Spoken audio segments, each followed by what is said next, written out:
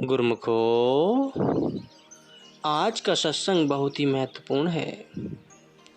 सभी गुरुमुख ध्यान पूर्वक सुने और लाभ उठाएं। गुरुमुखो, यह मनुष्य जन्म बहुत ही अनमोल है, जो बहुत ही यातनाओं के बाद प्राप्त होता है। और मनुष्य जन्म मिलने के बाद मनुष्य इस संसार की माया में इतना व्यस्त हो जाता है कि अपने परम कर्तव्य को भूल जाता है।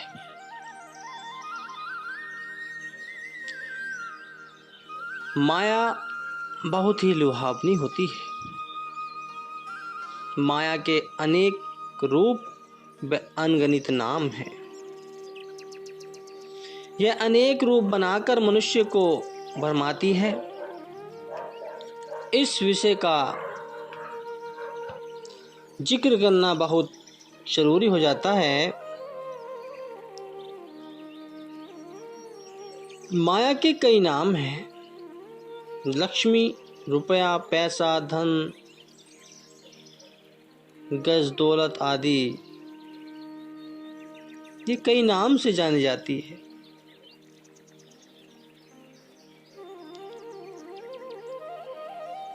गुरुमुखो, किसी नगर में एक कुम्हार रहता था। वैसे तो उसका नाम रामदास था, परंतु गरीबी के कारण लोग उसे रामू कहकर पुकारते थे।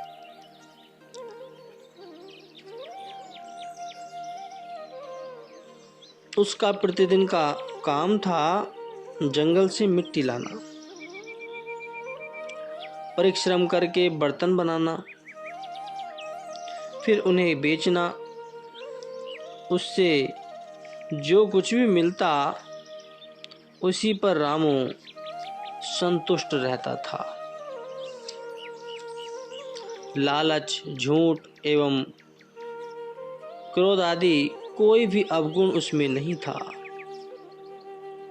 एक रात उसने स्वप्न में देखा कि लक्ष्मी देवी उससे ये कह रही थी कि मैं तुम्हारे घर आ रही हूँ। वह प्रातः रात्रि उठा। रात्रि के स्वप्न की ओर उसने कोई विशेष ध्यान नहीं दिया। मन ने ये कहा कि स्वप्न तो प्रायः सत्य होते हैं, ये तो आते ही रहते हैं। कि सपने कभी सच्चे नहीं होते। हमेशा की तरह वह उस स्थान पर गया जहां से वह हर रोज मिट्टी लाया करता था। आज भी वह कुदाली से, फावड़े से मिट्टी खोदने लगा। मिट्टी खोदते खोदते उसकी कुदाली किसी चीज से टकरा गई। रामू ने इधर उधर मिट्टी हटाकर देखा तो उस स्थान से पीतल की एक गागरी निकली, जो कि स्वर्ण आभूषणों से भरी हुई थी। गागर को देखकर उसका हृदय प्रसन्नता से भर उठा।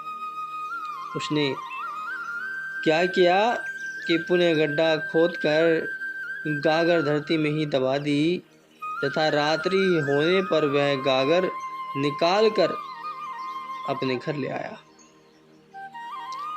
उस अपार धन को पाकर रामू ने सबसे पहले जिस नगर में रहता था उसको छोड़कर अन्य बड़े शहर में एक अच्छा मकान खरीद लिया और गधे आदि बेचकर कपड़े की एक दुकान खोल ली।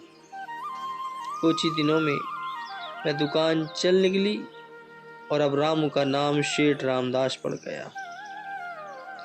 सत्य है कि परसु परसा परशुराम, माया तेरे तीन नाम।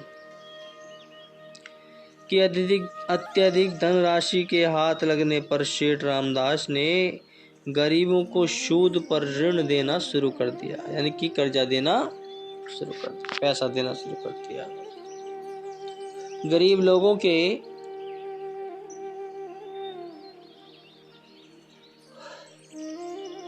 आभूषण रखकर ब्याज पर रुपया आदि देता था।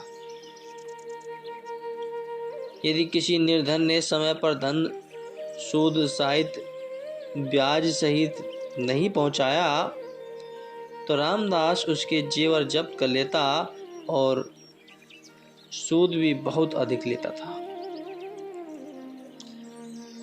प्रचुर धन की वृद्धि हो जाने पर शेठ रामदास ने अपनी लड़की का विवाह किसी प्रतिष्ठित एवं धनाढ्य घराने में कर दिया।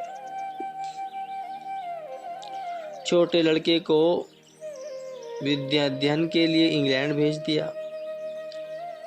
बड़े बेटे को कपड़े की दुकान का कार्य सौंप दिया तथा स्वयं अच्छे अच्छे कपड़े पहनकर अहंकार में घूमता हुआ चलता था। किसी से बात तक भी करना पसंद नहीं करता था, क्योंकि वह अपने आगे किसी को कुछ नहीं समझता था। इस प्रकार 5-6 वर्ष बीत गए। धन के अभिमान में सेठ रामदास का स्वभाव बहुत चिड़चिड़ा हो गया। पैसे ने उसकी बुद्धि को इस प्रकार मलिन कर दिया कि नौकर चाकर अथवा मुनीम के तनक भी त्रुटि होने पर यह उनका प्रतिवाद के बिना नहीं रहता था। एक बार एक साधारण व्यक्ति ने अपनी लड़की की शादी के लिए कुछ रुपया उससे उधार लिया और मकान भी गिरवी रखा दिया। वह निर्धन समय पर ऋण न उतार सका तो सेठ रामदास ने उसे मकान से निकलवा कर उस मकान को तथा उसके सामान को बेचकर अपनी धनराशि वसूल कर ली। वह गरीब आदमी इस दुख में धुल धुल कर मर गया।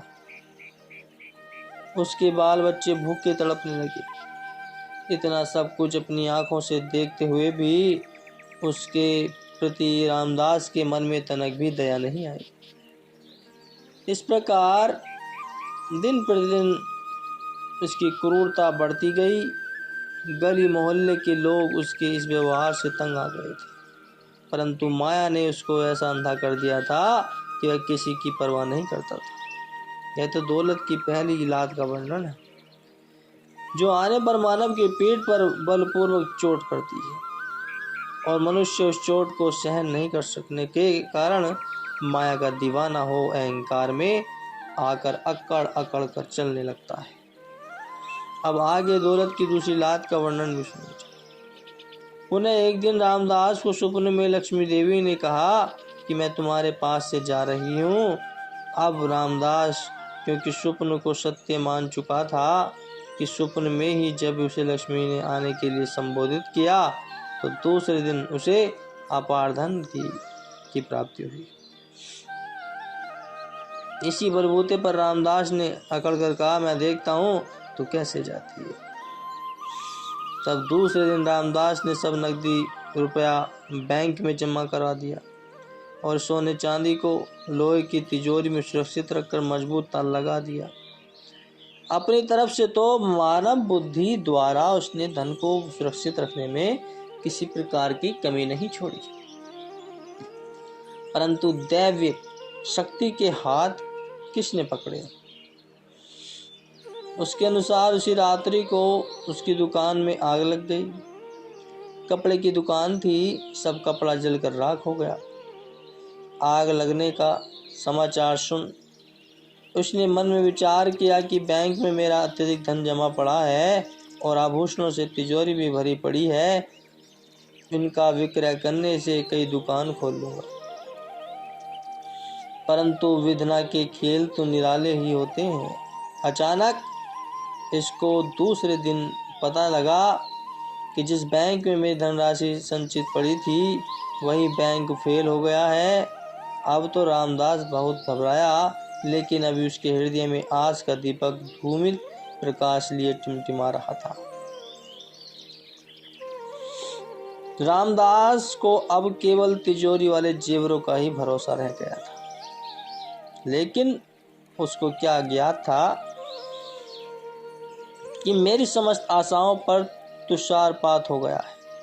तीसरे दिन रात्रि को चोर तिजोरी का ताला तोड़कर सब सामान, सोने चांदी के आभूषण व नकदी रुपए लेकर चलते बने।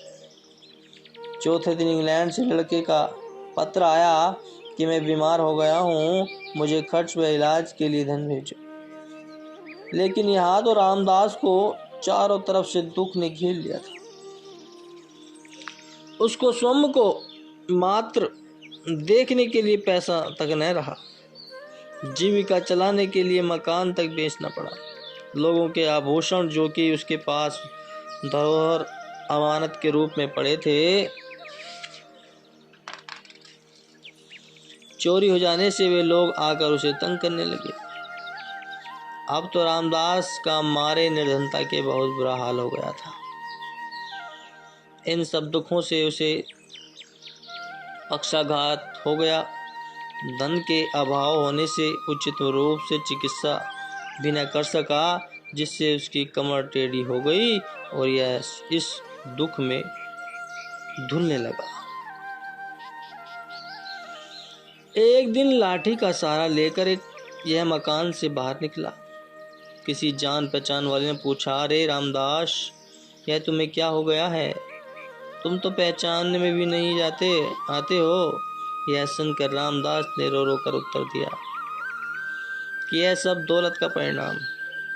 दौलत ने आते ही मेरी पीठ पर एक ऐसी कसकर लात मारी जिससे मैं अकड़ गया था, और जाती बार मेरी छाती पर दौलत ने इतना बलपूर्वक प्रहार किया जिससे मेरी कमर तक टेढ़ी हो गई तथा मुझे कुबड़ा कर दी। दौलत आने जाने पर लात मारती है, इसलिए मनुष्य को माया के आने पर घमंड एवं जाने पर शोक नहीं करना चाहिए। यह तो एक ढलती छाया है, कभी इधर तो कभी उधर।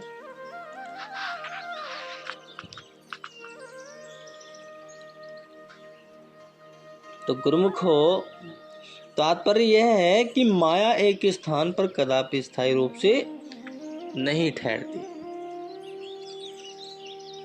इसकी तुलना यदि बादलों में क्षण भर के लिए कौंधने वाली दामिनी बिजली से भी की जाए, अथवा खल की प्रति के साथ यह सुनिश्चित न होगा। यह ऊपर से मानव को अपने झिलमिलाते जाल में ऐसा फंसा देती है, उसके रचाए षड्यंत्र से जीव इस प्रकार फंस जाता है जो उससे निकलने का कोई मार्ग नहीं खोज पाता।